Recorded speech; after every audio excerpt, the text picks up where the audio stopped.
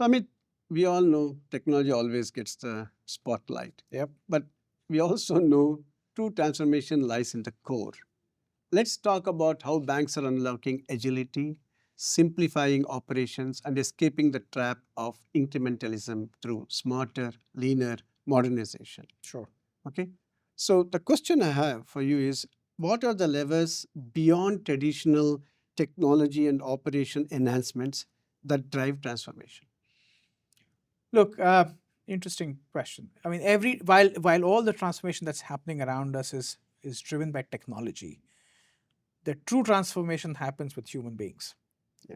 People have to change, and the systems and the processes has to follow that. So I think if you were to think, how the bank should adopt it, we need to look at should they look at talent? How should they look at culture? How should they look at business model? The whole thing is evolving and getting disrupted. And so how do you involve your ecosystem partners? They need to look at their product roadmap, saying what products should they design to keep the new age consumers in mind. And that will include things like partnering with fintech companies. That will include partnering with retail, consumer. Even people who manufacture iPhones and Android phones. They all have it's a platform that is coming up, and so it has to be very purposeful, driven, looking at the entire ecosystem, saying how do you drive this transformation in a very holistic manner, rather than looking at it from an inside perspective, which is just from the lens of a bank. Yeah. And keep the entire ecosystem in mind. So that's where I think the transformation will happen, and that's the way it's going right now. Okay, makes sense. Yeah. Now, if I was to flip this question back to you, saying, what is it that the bank should be doing or asking their partners like a consulting provider or a technology firm that they should be asking us that they're not asking us? I think for me, the first question any bank should ask themselves is what truly sets us as a bank apart? What should we own and what should we lean on consulting partners for? I think the reason is this opens the door for consulting firms to bring in innovative delivery models like BPaaS or bank in a box.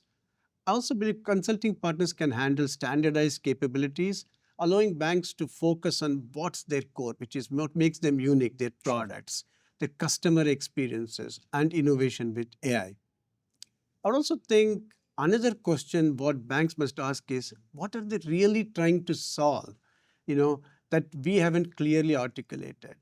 Too often, I think engagements we know, it kicks off with a fixed scope, but banks should challenge the consulting partners to dig deeper, uncovering the root issues behind maybe, for example, a low net promoter score or slow onboarding.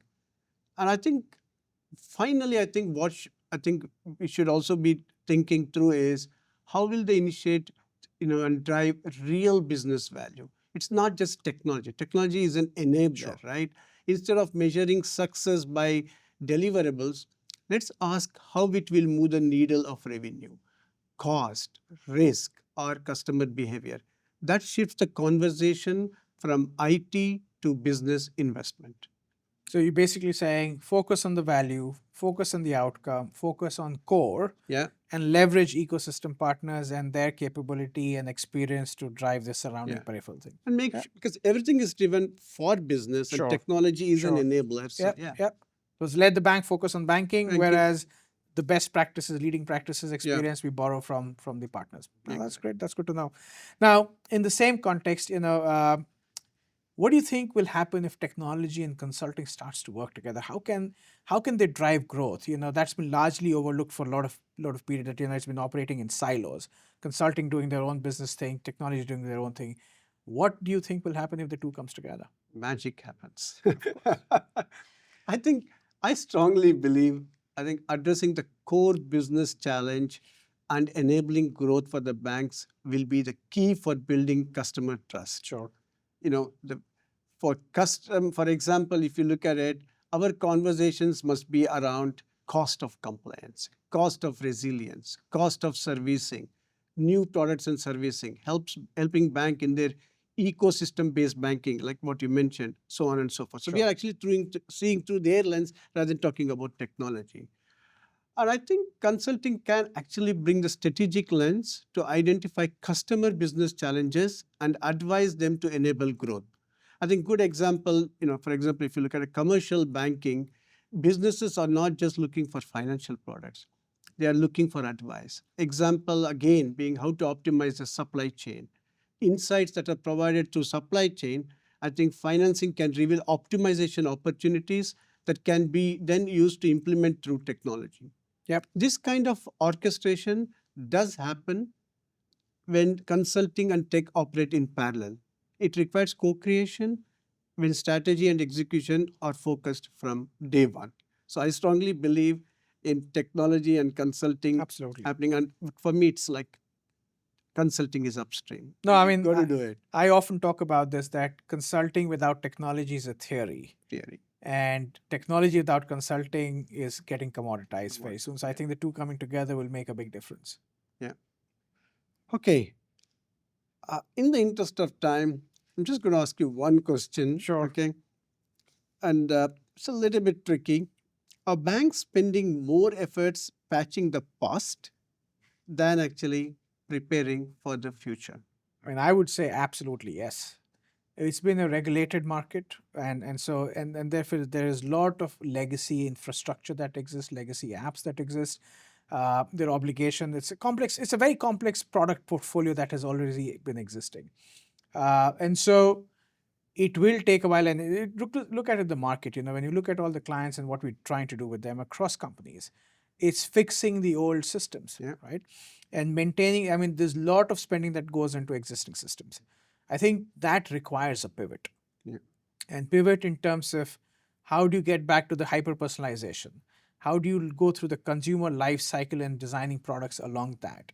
And investing in AI, investing in customer segmentation, customer profiling. Banks today sit on a lot of data of their consumer. How are they monetizing it? What are you doing to use AI and analytics to come up with, custom product and services? I think that's where the focus should be. So it is right now over-indexed on the legacy apps, but I think the pivot is starting to happen. I think some of those who are making the move already are seeing the benefit of it. But yeah, it's still very heavy on the old world. Absolutely, Amit. The future of banking belongs to those who move fast, think boldly, and lead with purpose. We hope these conversations spark fresh thinking and challenge the status quo because, in a world full of disruption, it's often the questions we don't ask that make the biggest difference. Here's to building what's next together. Thank you for having me, Mahesh. Thank you. Appreciate it.